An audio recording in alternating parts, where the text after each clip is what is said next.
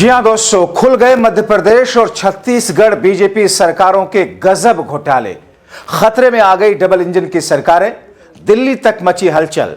तो ऐसे में सवाल कि क्या मध्य प्रदेश के मुख्यमंत्री मोहनलाल यादव और छत्तीसगढ़ के मुख्यमंत्री विष्णुदेव साय की शामत आ रही है। स्वागत है आप सभी का। आप देख रहे हैं द राजनीति का विशेष सेगमेंट खबर और विश्लेषण। मैं हूं जब्बार खान। दोस्तों, मध्य प्रदेश को यूं ही अजब गजब प्रदेश नहीं कहा जाता है। एक ऐसे घोटाले की बात सामने आई है मध्य प्रदेश में, भंडाफोड़ हुआ, और साथ ही साथ उससे सटे हुए छत्तीसगढ़ में, जिसको लेकर के आप सोचेंगे कि कहां गए वो न खाऊंगा न खाने दूंगा का नारा लगाने वाले। क्योंकि दोस्तों, मध्य प्रदेश में गोबर गौमूत्र पर रिसर्च के नाम पर कैसे करोड़ों करोड़ डकार गई है सरकार, और छत्तीसगढ़ में तो यहां से भी ज्यादा आगे बढ़कर के किया गया कि जो प्रोजेक्ट कंप्लीट हो चुका है, काम पहले ही हो चुका है, उसका टेंडर निकाल दिया 15 करोड़ रुपयों का। कहां जा रही है करोड़ों करोड़ रुपए? कहां है वो ईडी, सीबीआई और दूसरी सारी की सारी एजेंसियां? मगर अब पेच फंस गया है, मुश्किल में है मध्य प्रदेश के मुख्यमंत्री और मुश्किल में है छत्तीसगढ़ के मुख्यमंत्री विष्णुदेव साय।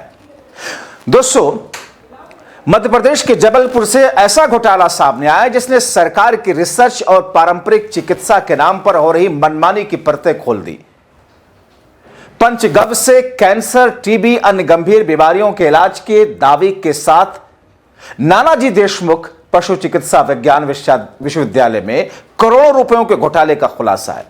तो उधर बीजेपी के दूसरे राज्य की, जैसे कि मैं बात कर रहा था, जहां पर दिग्गज नेता और रायपुर के सांसद बृजमोहन अग्रवाल भ्रष्टाचार के आरोप अपनी ही सरकार पर ऐसा लगाते हैं, अपनी सरकार को कटघरे में खड़ा करते हुए कहा कि 15 करोड़ रुपयों का ऐसा टेंडर हुआ जिसका काम पहले ही हो चुका है। बृजमोहन अग्रवाल ने सांसद हैं, उन्होंने इस मामले में बिलासपुर हाईकोर्ट में याचिका भी दाखिल कर दी है अपनी ही सरकार के खिलाफ। तो हालात ऐसे हैं कि न खाऊंगा न खाने दूंगा का नारा देने वालों की सरकारें भी खा भी रही हैं और अपनों को जमकर खिला भी रही हैं। दोस्तों, बात मध्य प्रदेश के भ्रष्टाचार की पहले कर लेते हैं, जिस पर मध्य प्रदेश की मोहनलाल सरकार घिरी हुई है। साल 2011 में पंचगव्य योजना के तहत विश्वविद्यालय ने गाय के गोबर, गौमूत्र और दूध से कैंसर जैसी बीमारियों पर रिसर्च के नाम पर 8 करोड़ रुपयों की मांग की।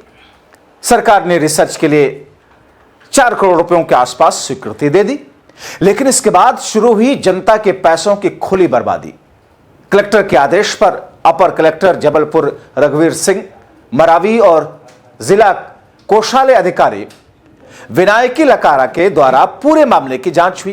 दोस्तों, जांच के दौरान यह पाया गया कि करीब 2 करोड़ रुपए गोबर, गौमूत्र, गमला, कच्चा पदार्थ और कुछ मशीनों के खरीदारी के नाम पर उड़ा लिए गए, जबकि बाजार में इन सब की कीमत महज 15 लाख रुपए है। रिसर्च के नाम पर गोवा, बेंगलुरु समेत कई शहरों में 24 हवाई यात्राएं भी की गई और करीब करीब 8 लाख रुपए की खरीदारी की गई। 7.5 लाख रुपए पेट्रोल, डीजल, मेंटेनेंस पर फूंक दिए गए। 4 लाख रुपए लेबर पेमेंट दिखाया गया। लगभग 15 लाख रुपए के टेबर और इलेक्ट्रॉनिक आइटम दिखा दिए गए। ये पूरा सिलसिला 2011 से 18 तक यूं ही चलता रहा, मगर वहां पर एजेंसियां, सीबीआई, ईडी सब कुछ एकदम ताला लगाए चुपचाप बैठी रही। दोस्तों, नेता प्रतिपक्ष उमंग सिंगारी ये कहते हैं प्रहार करते हुए कि प्रदेश में गजब गजब के घोटाले हैं। जिस गाय माता को बीजेपी पूजने का दावा करती है, उस गाय माता के गोबर और गौमूत्र के रिसर्च के नाम पर भी घोटाला कर दिया गया। वैसे घोटाला तो ये, जिस अयोध्या में राम मंदिर के नाम पर भारतीय जनता पार्टी की पूरी सियासत खड़ी हुई, उस अयोध्या में राम मंदिर की जमीन पर में भी इन्होंने घोटाला कर दिया है। क्या कीजिएगा?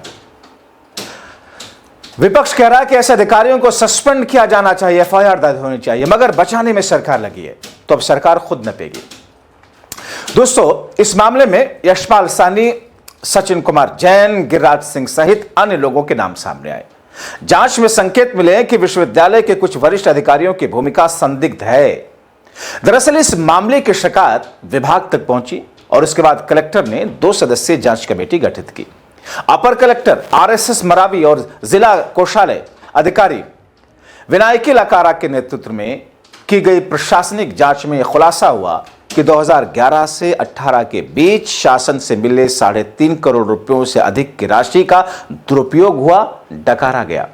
रिसर्च फंड से महंगी गाड़ियां और यात्राएं की गईं, जबकि प्रोजेक्ट में इसका कोई प्रावधान नहीं था। कई अहम दस्तावेज या तो नष्ट किए गए या जानबूझकर के उपलब्ध नहीं कराए गए। जांच पूरी करके विस्तृत रिपोर्ट कलेक्टर को सौंप दी गई। उधर नानाजी देशमुख पशु चिकित्सा विज्ञान विश्वविद्यालय के कुलगुरु मनदीप शर्मा कहते हैं कि पंचगव्य योजना में जो बड़ी गड़बड़ी की गई हुई, जो बातें कही जा रही, वो योजना 2012 से 18 तक चली। ये एक पुरानी योजना है जिसमें जो कार्य हुए उनकी सभी तकनीकी रिपोर्ट, वित्तीय रिपोर्ट फंडिंग एजेंसी की पहले से उपलब्ध करा दी गई थी और सभी रिपोर्ट ऑडिट थी। उस समय किसी भी तरह की अनियमितता सामने नहीं आई थी। बाद में एक टीम गठित की गई, वो टीम हमारे पास आई और उनसे संबंधित जो भी दस्तावेज मांगे गए वो सभी उपलब्ध करा दिए गए। दोस्तों, जहां तक मेरी जानकारी है उसमें रजिस्ट्रार और डायरेक्टर भी कमिश्नर से मिले हुए थे। जांच रिपोर्ट सबमिट कर दी गई है। अब उस रिपोर्ट पर वेट एंड वॉच की स्थिति है। प्रारंभिक जांच में जो बातें सामने आई सो आई और बाद में जो रिपोर्ट सामने आई उसने सबको हिला दिया गया। अब उस पर कोई कार्रवाई नहीं की जाए, इस किस्म की प्रावधान की तैयारी की जा रही है। अब आगे की कार्रवाई कलेक्टर और वरिष्ठ अधिकारियों के स्तर पर तय होगी। सूत्र बताते हैं कि एफआईआर दर्ज होने के बाद पुलिस जांच की संभावना है। एक तरफ जहां पंचगव्य जैसे पारंपरिक ज्ञान को वैज्ञानिक आधार देने का मौका था, तो दूसरी तरफ कुछ लोगों ने इसे निजी ऐशो आराम का जरिया बनाया। नतीजा यह हुआ कि जनहित में होने वाले शोध पीछे छूटे, करोड़ों रुपए डकार लिए गए। चौतरफा गिरी अब मोहन सरकार थथरई कैसे कर रही, दोस्तों आपको वो भी बताते हैं।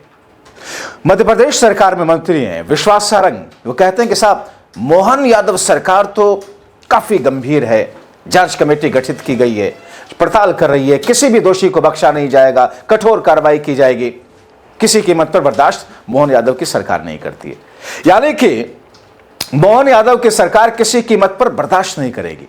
लेकिन भारतीय जनता पार्टी की सरकार में यह सब कुछ होता रहा, लेकिन खाएंगे न खाने देंगे के नारे लगाने वालों की डबल इंजन की सरकारें किस तरीके से, किस अंदाज में जनता के पैसों को उड़ाती रही अपने आशो आराम पर। और दूसरी तरफ छत्तीसगढ़ का जिक्र जो मैंने किया कि वहां पर 15 से 20 करोड़ रुपए स्वीकृत कर दिए गए और उसका टेंडर निकाल दिया गया उस काम के लिए जो काम पहले हो चुका है। यानी कि दोस्तों, जो काम पहले हो चुका है उसी काम के नाम पर एक बार फिर से टेंडर कर दिया गया। और ये पैसा किसकी जेब में जाता है? वही न खाएंगे न खाने देंगे वाले लोग जो नारा लगाते हैं।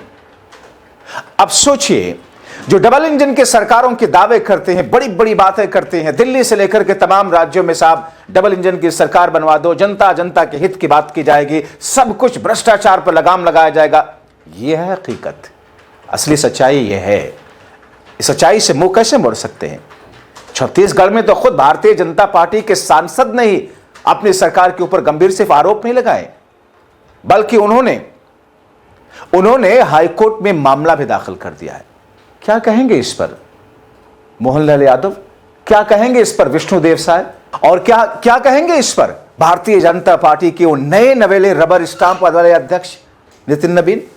खैर, मोदी शाह की तो बात ही छोड़ दीजिए। दोस्तों, इसीलिए मैं बार बार आपसे कहता हूं कि दिखावे पे मत जाइए, अपनी अकल लगाइए, सोचिए, परखिए, समझिए, क्योंकि आपका अधिकार है, आपका पैसा है, जिसे न खाएंगे न खाने देंगे का नारा लगाने वाले के लोग डकारते जा रहे हैं। अपनी राय कमेंट बॉक्स में जरूर लिखें।